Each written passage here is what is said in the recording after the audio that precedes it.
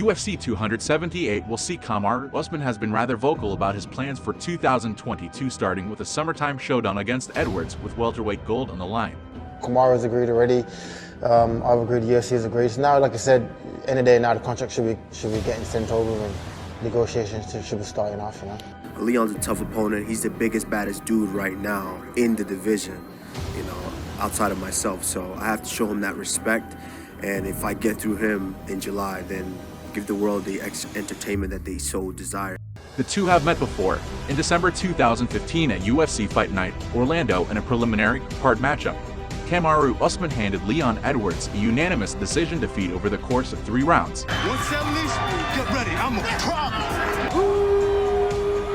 I always gave him his respect, that he's a very, very tough individual, but he hasn't lost because he fought me. You know, I made him better, and he went out there and he started wrestling. But when he fights me again, he's gonna realize that that wrestling was all for nothing. Usman already set the welterweight record for consecutive victories, and is now looking for his 6th title defense. The man has built one hell of a legacy in a rather short time. Usman has been training under an excellent kickboxer and coach in Henry Hoof for many years. However, Usman began working with the renowned Trevor Whitman as well, and the early results are quite promising. We just want you to go out there and do what you do best, and that's either knock this guy out or dominate him from start to finish. Usman's kickboxing varies quite a bit from fight to fight, partially because of his development, and in part because of Usman's mentality. In back-to-back fights opposite Sean Strickland and Sergio Moraes, Usman's attack was very different.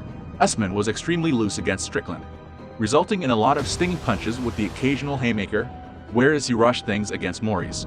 The result was a more tense Usman who ate some extra counter shots, but it did produce a ridiculous one-punch knockout once he loosened up a bit. Listen, I fought this fight sitting at about 30%. Everybody knows what I'm capable of. That was 30% right there, and I still dominated a tough so-called Viking. Usman also accrued experience as a freestyle wrestler as a devastating combination of great physical strength and relentless conditioning. Usman's takedown defense was seriously tested opposite Demian Maia. In one exchange, Maia shot for a high crotch single and achieved solid position. It was fantastic defense. Man, you know what? I'm not calling nobody out. They need to come fight me. Everybody knows since I got in the game, my social media handle has never changed. Welterweight, and I'm coming for that gold strap. Kamaru Usman, the Nigerian nightmare. He is a nightmare. For welterweight, he's absolutely gigantic, first of all.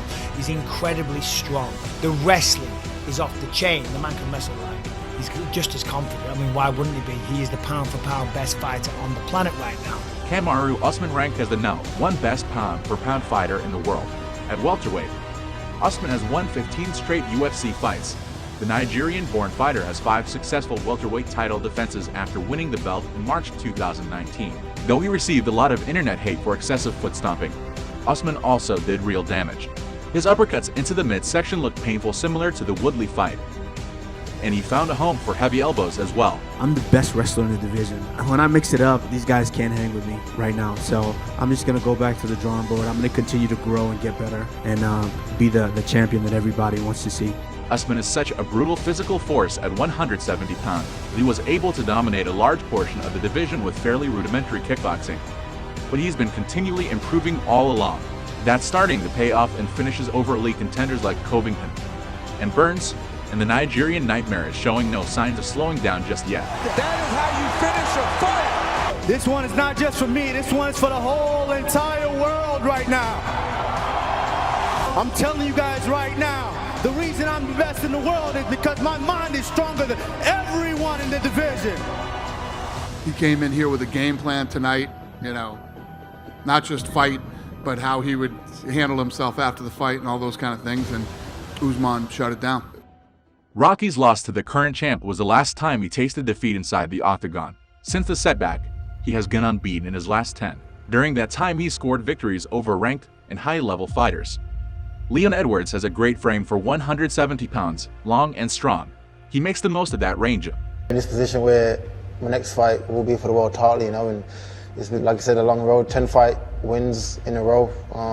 Also improve leaps and bounds, you know, and I think the time off gave me so much knowledge on the game, and what I've learned over the last 6-7 years is incredible, you know. Like I said, I haven't lost since I fought him 7 years ago, and so it's going to be an amazing match.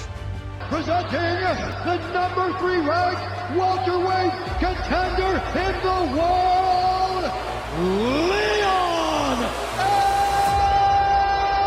Edwards! The first thing to note about Edwards' game is that he jabs more often than most southpaws. When faced with an opposite stance opponent, Edwards definitely still hand fights and parries with his lead hand southpaws almost have to, but he's far more willing to slap down his foe's lead hand and step into a jab.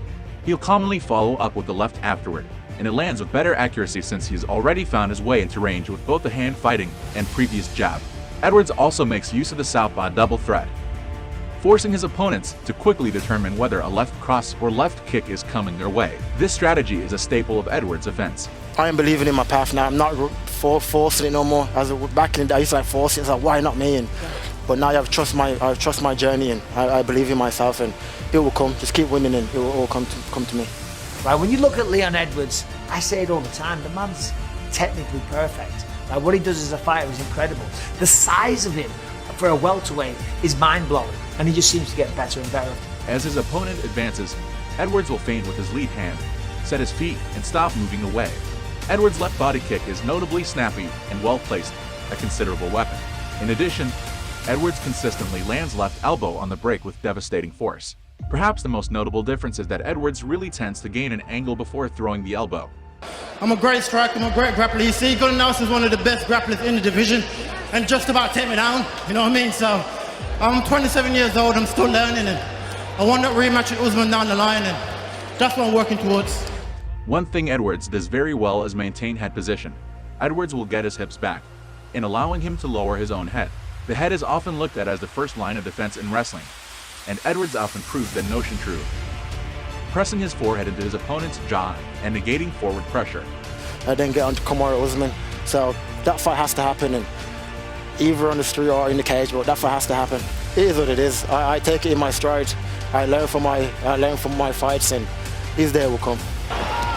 Oh, big elbow from Edwards. Leon, is great to see him get the bag, but in terms of career, it's like it feels like he should be fighting for the belt next. I think it's the right move. He's on the short list of guys to fight the champ.